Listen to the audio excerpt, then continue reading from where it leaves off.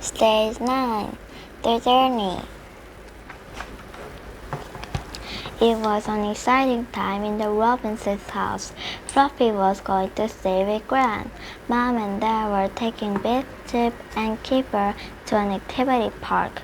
The children were looking forward to a week ahead. Have a lovely time, said Gran, as she drove off with Fluffy.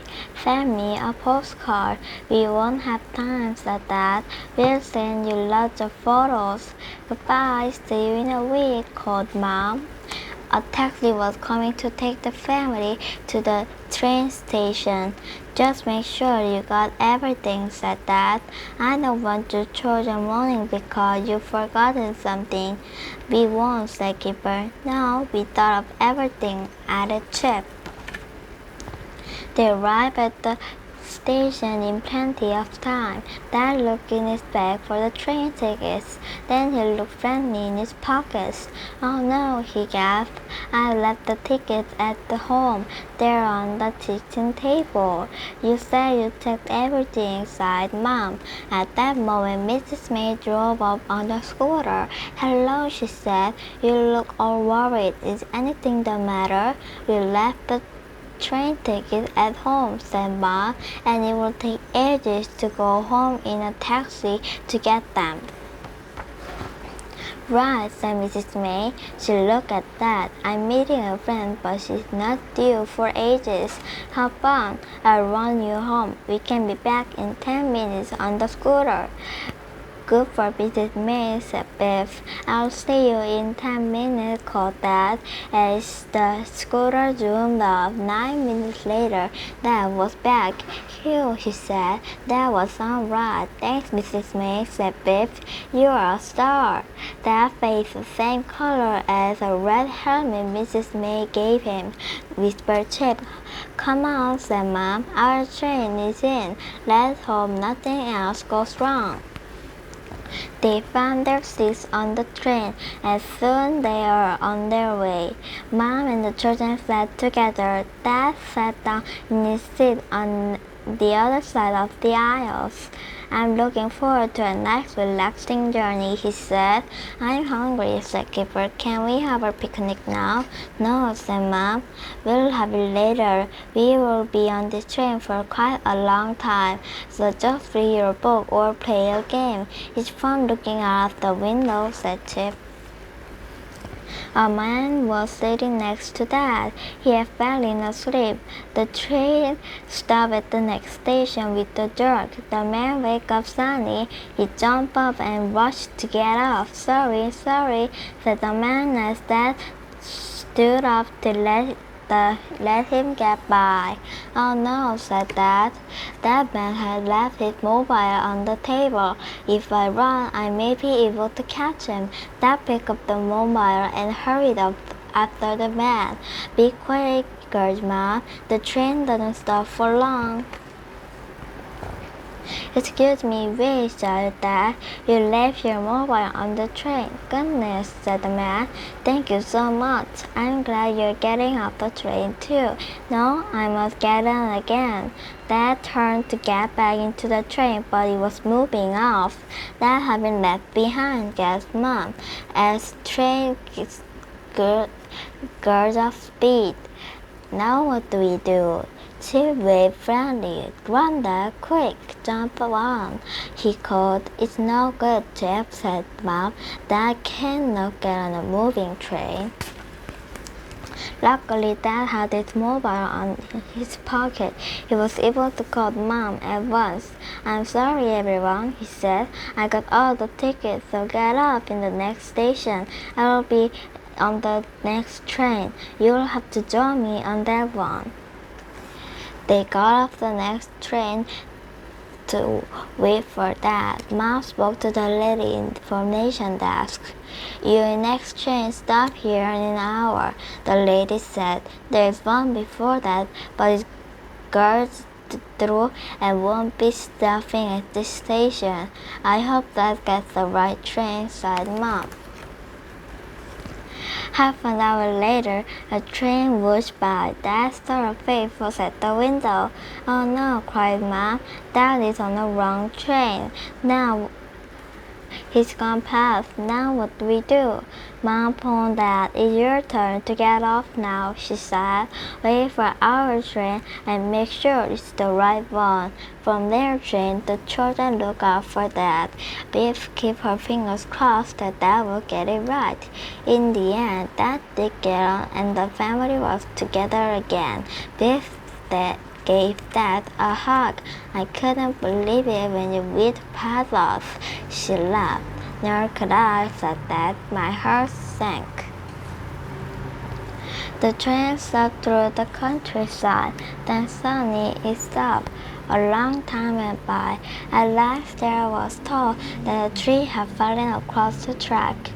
The train could not go on. The ticket collector came and said that everyone had to leave the train and go on by a bus. To get to the buses, they had to climb up a steep hill. Luckily, there was a near set of steps and a team of people to help carry everyone's luggage. "Well, if this is an activity holiday," told Mom, "it has started early." They had a surprise when they saw the bus they had to go on. It was quite an old one. "It was a job getting enough buses to short notice," explained the lady. "We had to call everyone's company in the area. This one was also invaluable, so we had to use it." It will be fun riding an old bus," said Keeper. "How fun," said the driver. "This bus is quite wobbles a bit, but she keeps going." "Sounds a bit like Grand," joked Dad. "Oh, now," sighed Mom. "That was tricky. The bus made a cranking noise as it started off." They hadn't gone very far when the engine began to suffer and bang. There was a loud hiss and the bus stopped with a jerk. "She's overheated," said the driver. "Sorry, folks. When the engine cools down, I'll have to put some water in the radiator. It will take time. You may have to wait for another bus." "Goodness," explained Mom. "This is getting to be quite a journey.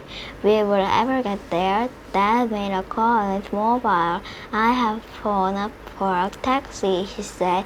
"We can't wait any longer." "Did you manage to get one?" asked Mom. Not exactly a taxi," said Dad. "It was not a taxi, it was a stretch limo." "For goodness sake," explained Mom. "Why on earth did you order a stretch limo?" It's all I can get in a hurry," said Dad. "Wow," gasped Chip. "This is amazing. Why has the car been stretched?" asked Keeper. The family finally arrived at the activity park. When they got out of the car, some people took photographs of them. "They think we're famous," laughed Biff. "It's not every day I ride in a stretch limo," said Dad, "or on a scooter, or on an old bus."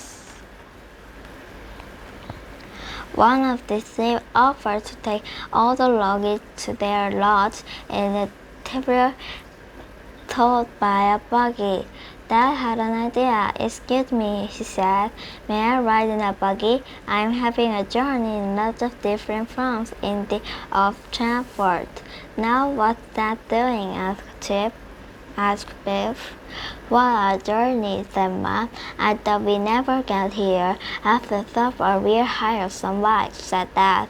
"We'll need them. Our lodge is a long way from the carry, and the activity park is really big." "Fantastic," said Kipper. Once they had the bikes, they climbed to the lake. "Wow," said Chip, "there's a deep wire across the water." "There's only one thing for it," said Dad, "and it has to be done today. Hold my mobile, Chip." Dad joined the crowd of people waiting to go. Why is Dad going on a jeep wire? Asked Kipper. I don't know, laughed Biff, but I'm going to film it on his mobile. Yee-haw! yelled Dad as he whizzed across the lake. Look at him now, said Tip. Well, he had been whizzing past us all day, said Biff. He didn't shout yee-haw when he whizzed past on the train, said Chip. Back at the lodge, Biff spoke to Dad. Why are you so determined to go on the jeep wire today? She asked. Simple, said Dad. A jeep wire is away from Chelmsford. I wanted one more to add in my list. What do you mean? asked Kipper. Work it out for yourself, said Dad. Dad sat back and smiled. It had been a funny whole day, he said. I don't know which was funnier, laughed Mom. You and Mrs. McScooter, or you on a jeep wire. I know which was scarier, said Dad. The end. 자.